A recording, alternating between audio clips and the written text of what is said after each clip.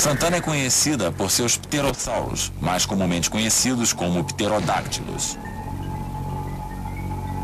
Alguns são enormes, outros são intrigantes, porém todos eles são estranhos.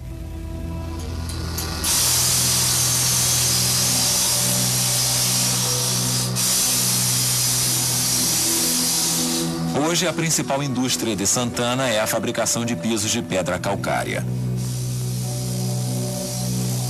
Na pedreira, o calcário é partido em pedaços, um processo que com frequência revela fósseis de animais bem antigos.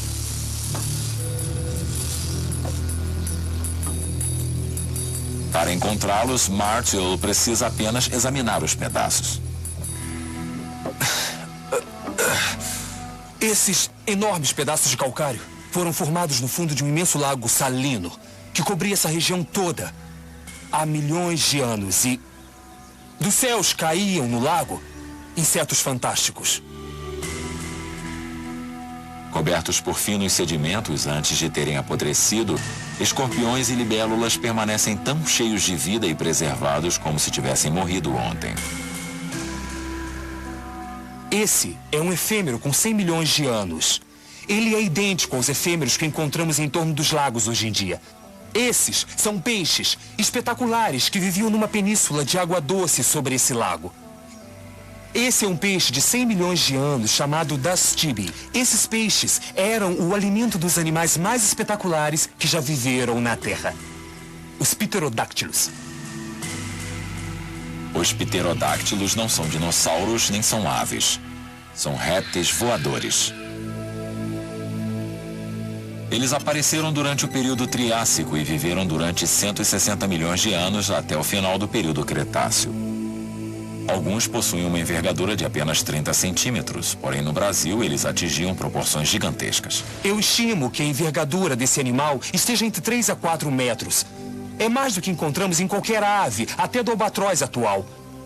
Esse é um pterocil, um filhote, comparado a alguns dos pterodáctilos aqui no Brasil.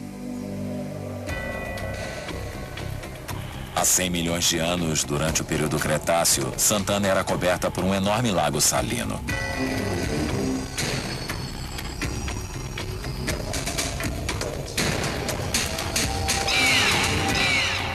O lago foi o local de procriação e o leito de morte de um grupo peculiar de pterodáctilos. O mais estranho de todos era o pterodáustro, significando asa do sul. Com uma envergadura de 1,30 m, ele planava ao longo da água, filtrando alimentos com centenas de dentes finos que ficavam em sua mandíbula curva voltada para cima. Do outro lado do mundo, o paleontólogo Dino Frey recebe os fósseis de Santana. Seu museu em Karlsruhe, na Alemanha, é o relicário dos pterodáctilos do Brasil.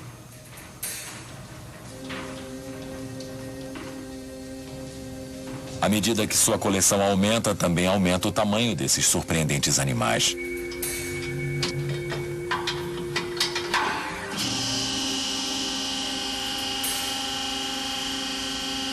A peça central do museu é um gigante chamado Quetzalcoatlus, em homenagem a um deus asteca.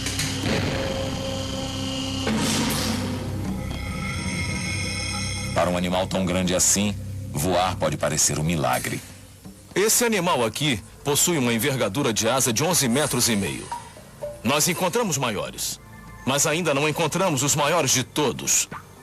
A única coisa que podemos provar é que eles realmente podiam voar. Os pterodáctilos conseguiam alçar voo porque seus membros anteriores apoiavam uma enorme membrana que se estendia por todo o seu corpo e até os membros posteriores. Mas era a singular modificação em seus membros anteriores que faziam a diferença. Seu quarto dedo era bem alongado e grande. Quanto maior o dedo, maior sua envergadura. Com asas bem leves, teria sido facilmente possível voar centenas de quilômetros por dia sem apenas um batimento de asas. E também era possível que eles viajassem através do mundo.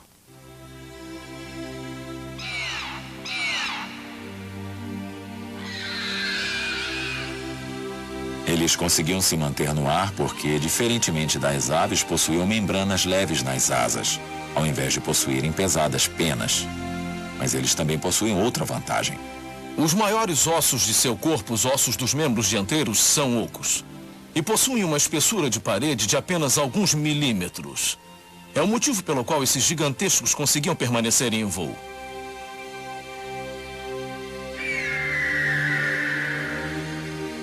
Como os pterodáctilos não pesavam mais do que um homem, eles podiam, tal qual uma asa delta, estender suas enormes asas ao vento, pegar uma corrente de ar termal e subir aos céus.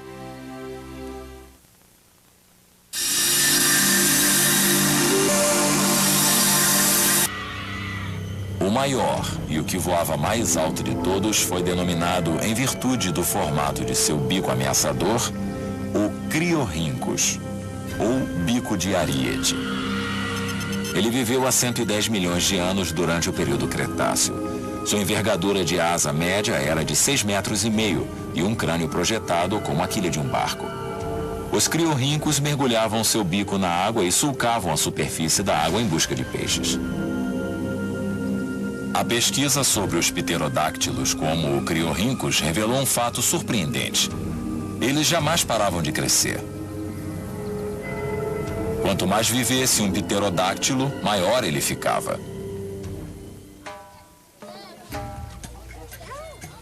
Com a ajuda das crianças de Santana, Dave Martell estava recriando o que pode ser o maior Criorhynchus já encontrado.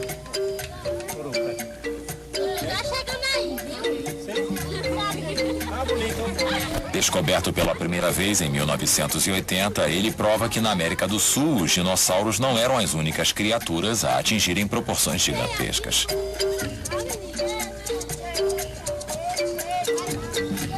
Trabalhando apenas com os ossos recuperados até o momento, Martell conseguiu calcular a envergadura de asa do animal. Esse é um pterodáctilo aterrorizador. Foi o maior animal voador que já existiu, com envergadura de aproximadamente 13 metros. É do tamanho de uma pequena aeronave. Foi a maior engenharia da natureza.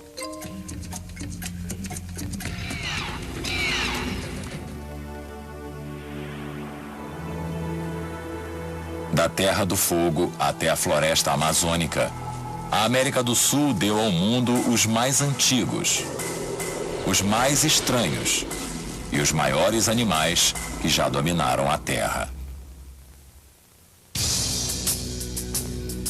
Versão brasileira Herbert Richards.